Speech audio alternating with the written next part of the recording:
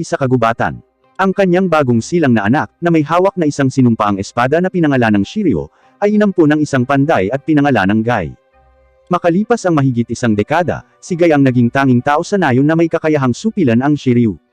Walang ibang makahawak o ligtas na makatingin sa Shiryu. Sa panahon ng isang seremonya upang pigilin ang Shiryu, isang insidente ang naganap. Naiinggit kay Guy, tumanggi ang kanyang senior na alagad na tanggapin na si Guy ang napili.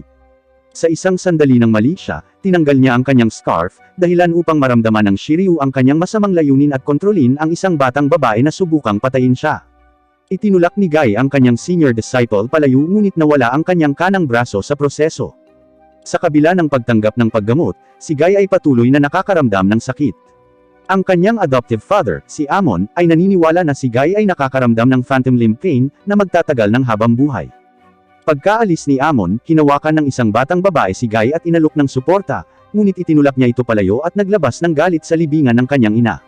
Nagulat si Amon, ngunit sa kaibuturan ni Guy, nadama ni Guy na humantong sa kanyang kasawian ang pag-abandona ng kanyang ina. Dahil sa pangangailangan at pag-alala na hinawakan ni Guy ang Shiryu bilang isang sanggol, nagpasya si Amon na tunawin ang Shiryu upang gumawa ng isang prosthetic na braso para kay Guy, nang hindi nalalaman na natupad ang layunin ng Shiryu. Sa ibang lugar, ang Azoth Sword, isang sinumpaang espada, ay nakahanda para sa auction.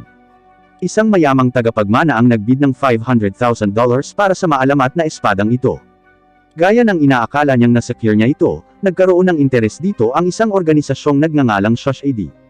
Pagkatapos ng matinding bidding, nanalo ang isang lalaki sa espada sa halagang $1,500,000. Hinarang siya ng mayamang tagapagmana, na hindi pa handang sumuko. Magalang siyang nag-alok ng malaking halaga para bilhin ang espada, ngunit tumanggi ang lalaki. Ang isang paghaharap ay tila hindi maiiwasan. Gamit ang kanyang liksi, mabilis na pinatumba ng lalaki ang isang bodyguard. Habang naghahanda na siyang umalis, may lumitaw na lalaking maputi ang buhok. Ito ay si Miura, ang 27 sinumpaang mga espada sa mundo, bawat isa ay nagtataglay ng sarili nitong kamalayan at kaluluwa. Kapag hawak ito ng mga may masamang intensyon, sila ay nagiging nakakatakot na busoma. Sa sandaling ito, sumiklab ang labanan sa pagitan ng dalawang may hawak ng sinumpaang espada. Sa pagharap sa mabigat na kapangyarihan ng kalaban, gusto ni Mickey na mag-transform sa isang busoma at lumaban ng buong lakas, ngunit ang komandante ay nagbigay ng mahigpit na utos sa pag-urong. Ginamit ni Mickey ang kanyang espada para magpakawala ng kidlat at saka tumakas. Gayunpaman, ang maalamat na Azoth Sword ay ninakaw ng isang mayamang tagapagmana na nagngangalang Marcus Sheen. Kinabukasan, nagising sa tawag ng sinumpaang espada, naisip ni Marcus ang labanan noong nakaraang gabi sa pagitan ng dalawang may hawak ng espada, na nahuhumaling sa kanilang kapangyarihan. Sa layunin ng kanyang plano,